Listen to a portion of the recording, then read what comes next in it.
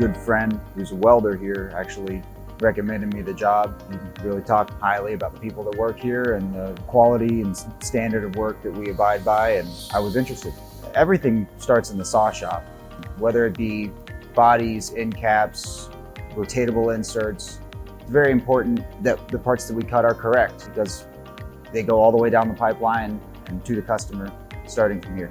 Typically, bright and early in the morning, come into the saw shop, make sure all these saws are running, make sure they have the correct material on them to cut, receiving material in, shipping material out.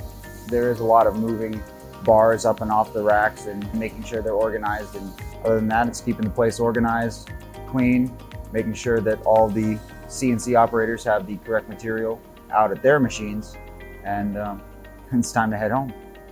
My favorite part of working here is definitely the people. People are genuine, straightforward. I feel like we have a pretty solid team. Nothing seems unattainable. Everyone's always, willing to help and teach you, and if you would like to learn more,